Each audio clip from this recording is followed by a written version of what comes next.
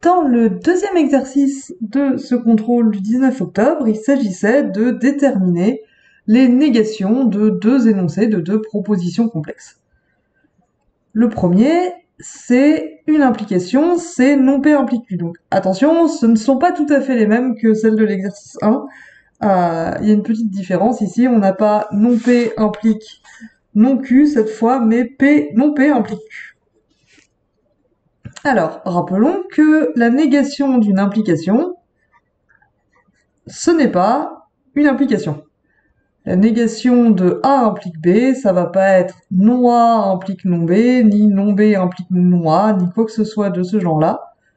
Une implication, elle est fausse, donc la négation d'une implication est vraie, si et seulement si l'hypothèse est vraie et, néanmoins, la conclusion est fausse. Parce que dans ce cas-là, si je peux avoir l'hypothèse qui est vraie et en même temps la conclusion qui est fausse, bah c'est que l'hypothèse ne suffit pas pour entraîner la conclusion, donc l'implication ne marche pas, l'implication est fausse.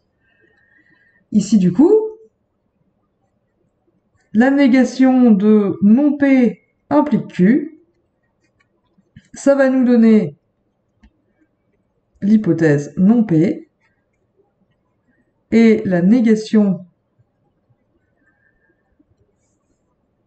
de la conclusion, donc non Q.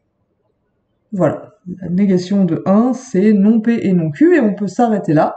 On peut aussi remarquer que, du coup, c'est équivalent à non P et non Q, vous avez peut-être reconnu la négation de P ou Q.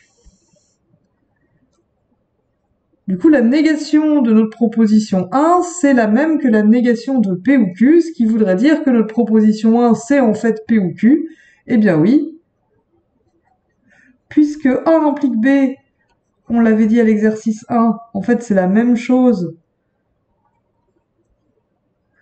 que non A ou B,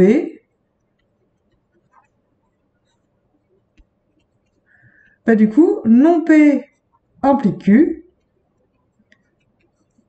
c'est la même chose que P ou Q.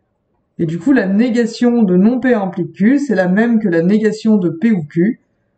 C'est pas étonnant. Donc ça, c'était simplement un aparté.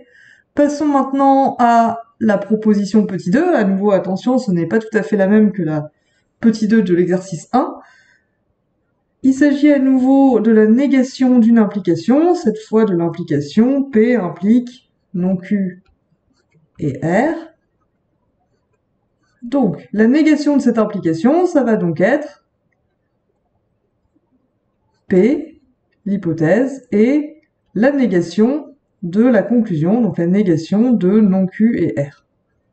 Et là, on s'arrête pas là, il faut qu'on détermine du coup la négation de non Q et R. Vous vous rappelez, la négation d'un et, ça va être un ou. Donc non Q et R, ça va être non Q ou non R. C'est-à-dire finalement, la négation de la proposition 2 va nous donner P et, donc la double négation se simplifie, Q ou non R. Et voilà pour cet exercice assez rapide finalement sur les négations.